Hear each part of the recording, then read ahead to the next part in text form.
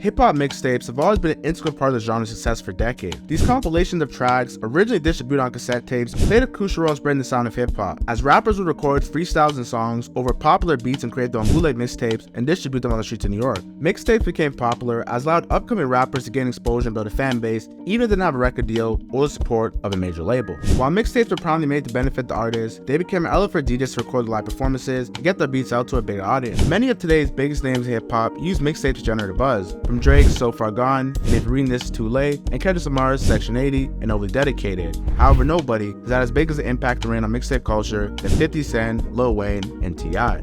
Before the release of 50's debut album Get Rich or Die Trying in 2003, 50 had several mixtapes to help establish him as a rising star in the world of hip-hop. In his iconic run, 50 Cent created Power of the Dollar in January 2000, which was a debut album that was actually shelved by Columbia Records due to him being shot 9 times in front of his grandmother's house in May 2000. The shelving of the highly anticipated album Power of the Dollar negatively impacted 50's career at the time, but considering 50 had experienced every tragedy in life at the age of 23, such as being shot 9 times and losing both of his parents, fear was something that he embraced. Without a major label backing him, 50 was forced to rely on mixtapes and underground releases to keep his name relevant in the rap game. After being shot, no labels wanted to sign 50, and no studios would let him record anywhere near them because he was too dangerous. So he linked up with Sean Money XL, who just bought a new house, and let the whole G Unit record all the music in his basement. And that's actually how 50 Cent G Unit met DJ Who Kid, who's actually Sean Money's cousin and the producer behind many of the mixtapes. The hospitality of Sean Money led to 50 and his Queens-based rap group G Unit, featuring Tony Yayo and Lloyd Banks, to release several tapes such as 50 Cent As The Future at a safe and undisclosed location. 50 Cent As The Future was one of the most popular mixtapes in the early 2000s. The mixtape showcased 50's aggressive yet gritty style of rapping, with lyrics that often touched on life or death occurrences while being in the streets.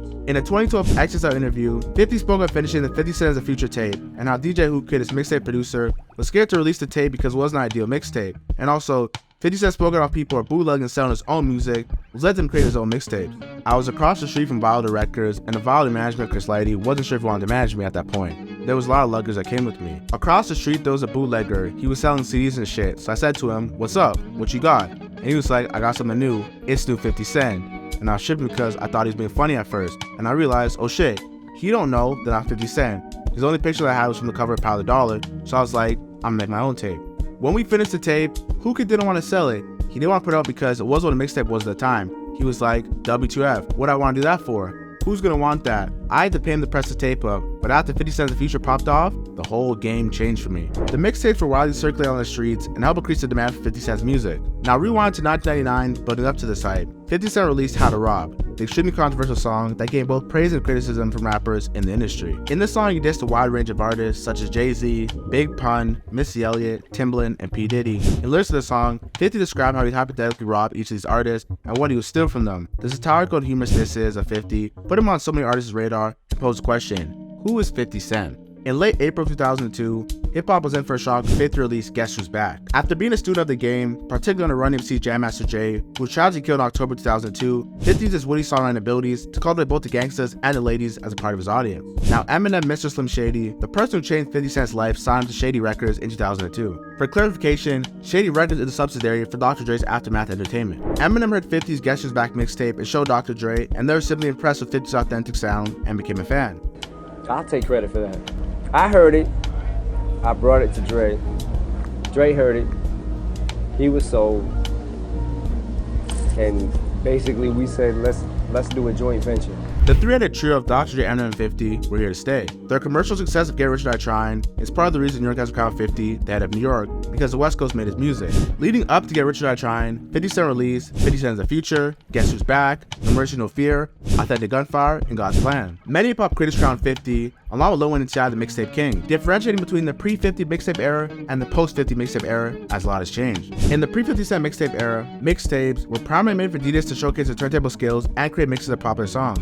These mixtapes were often sold at bootleg hubs such as Canal Street in Manhattan, New York, or even barbershops, flea markets, or out-of-car trunk. In the post-50 Cent era, mixtapes continued to be an important part of the culture. However, the methods of distribution changed significantly. With the rise of the internet and digital distribution through DSPs like Spotify and Apple Music, users could access music for free rather than hand-to-hand pay transactions. The post-50 era motivated artists like Lil Wayne to wild out on phone with a non-traditional style of recording music with various platforms like Dat Piff, Live Mixtapes, and my favorite, Spinrilla. These early platforms allowed artists to upload and distribute music to a global audience. The main difference with mixtapes in the post-50 era was artists prioritized creativity and didn't stick to the script with the textbook style of music that they used similar to make an album. In addition, rather than mixtape feeling like just another piece of music outside of album, the unique mixtape experience of using a cassette tape or a CD with a boombox or speaker truly solidified the connection from the artist to the consumer. It's impossible to overlook the impact 50 had on mixtape culture. His relentless work ethic, entrepreneurial spirit, and undeniable talent helped elevate mixtapes from a local phenomenon to a global force. As the mixtape era continued to evolve, 50 Cent passed the torch to a whole new generation of artists, starting with Cash Money's own Lil Wayne. Now, Dwayne Carter, better known as Lil Wayne, rose to fame as a member of the New Orleans hip-hop group The Hot Boys, featuring BG Turks and Juvenile. Lil Wayne signed to Birdman's Cash Money Records at the tender age of 11 and turned into a monster. He came into the scene in 1997 when The Hot Boys released their first album, Get It How You Live, which featured popular songs such as Neighborhood Superstars and Black Burner, which helped establish Hot Boys as a rising group. Coming up, Lil Wayne was in the shadow,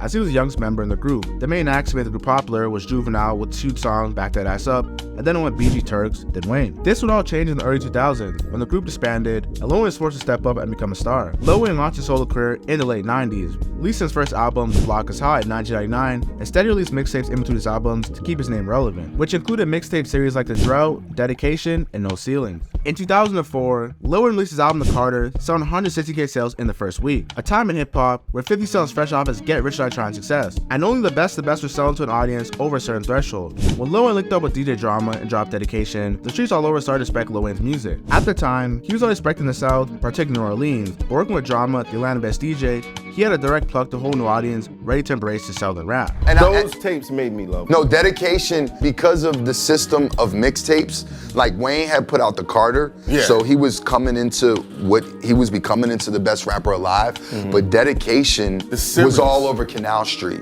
So all the East Coast really picked up on Wayne because of Dedication. The interesting thing about the first Dedication mixtape was there was two versions. The first version was half produced by DJ Drama and then rushed up by Lil Wayne's management while DJ Drama was on tour. And the second version was when Drama revised the album and had to change a lot of the beats. The two first worked together in 2005 on the first installment of the Dedication series. According to Drama, Wayne already had many verses and just needed Drama to arrange the tracks so he could rap over them. The Dedication mixtapes gained wide popularity amongst fans, with songs like Cannon, Walk It Off, Stunnin', all songs help establish Lil Wayne as one of the most innovative rappers of his generation. The running joke behind Lil Wayne is, once he flicks the big lighter while doing a freestyle on your song, it becomes his song, as he'd rap over popular beats from other artists and make an even better song than the original artist. Mixtapes became a popular avenue for rappers to avoid copyright infringement from unclear samples, as they were not officially released for sale. Mixtapes, often distributed hand-to-hand, allow rappers to appear to bypass legal issues that could arise from using copyrighted material without permission. Mixtapes also became the band-aid if a rapper's album flopped, as mixtapes were not subjected to the same level of scrutiny as official albums, which allowed rappers to experiment with a wide range of sounds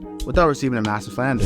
Lil Wayne began the Jump mixtape series in 2003 and released 3 tapes in between 2003 to 2007, with some of the biggest names in the game contributing to that series, from T.I., Manny Fresh, DJ Khaled, BG. The frequent release of the Drought tapes kept Wayne's name relevant in the rap game. It wasn't until 2008 with the Carter 3, featuring songs like Lollipop and Millie, legal trouble caught up to Lil Wayne, as Wayne was sued by the group Rolling Stones for sampling their song Playing With Fire. The lawsuit said lyrical comparisons like Stone's original chorus, but don't play with me cause you're playing with fire, and the Wayne's verse, but you can't blame me if I set the stage on fire. The two No Ceiling mixtapes are widely considered as Wayne's best bodies of work during his mixtape era. Lil Wayne's lyrical prowess and ability to flow effortlessly over various beats gained the praise of fans for his captivity, energy, and creativity. From the early days of being an 11-year-old rapper, Lil Wayne has been a driving force in the mixtape culture, paving the way for artists to follow him in his footsteps. Whether it's from the tats, the dreadlocks, or the music in itself, Lil Wayne is influential. While 50, on the other hand, is super entertaining with his witty songwriting ability and his shock value lyrical disses gaining him much respect. Wayne's catchy looks and no lyric forced people from all states to acknowledge him as Mixtape King, as he solidified his solid rap sound, something so uncharted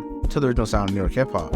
Atlanta rapper T.I. became popular in the South due to his unique sound that blended elements of trap music with mainstream hip-hop known as crunk music. He often rapped about his experiences growing up in Atlanta and the struggles he faced as a young man. Everything about T.I. was real. He started rapping and recording music at the age of 15 while he sold crack to make a living. At 15 years old, T.I. met DJ Toomph, a producer in his neighborhood who played a significant role in the growth of his early rap career. Toomph produced some of T.I.'s biggest hits, such as 24s, which he played for T.I. while he was cutting his hair, and T.I. knew it was an instant hit. When T.I. was rapping with his friends, they formed the group the PSC, standing for the Pimp Squad Clique. Toomph was behind the soulful samples and the heavy bass production behind In the Streets. Leading up to signing his first record deal, T.I. released multiple singles as well as his tape In the Streets Part 1, produced by DJ Toomph. In 1999, T.I. signed a deal with LaFace Records, owned by former CEO and chairman of Def Jam, L.A. Reid, and former artist Babyface. While under the Face Records, T.I. released 2 albums, I'm Serious in 2001 and his infamous trap music album in 2003. T.I. released 24's and Be Easy, 2 singles that were national anthems in the South, with 24's debuting at 78 on the US Billboard's Top 100. The song became popular as it began to put spotlight on the trap life in the hood, with lyrics like, money, hoes, cars, and clothes, that's all my niggas know. Blow and dro, 24, that's how my niggas roll. T.I. often regards himself as the creator of trap music and has taken full credit for the success of his project, Trap Music. Because a lot of people, they don't really, know that I created trap music. You know what I'm saying? I didn't think I got that old. What do you mean? They're like, you know what I'm saying? Like trap music. Like, there was no such thing as trap music prior to. No such thing. It didn't exist.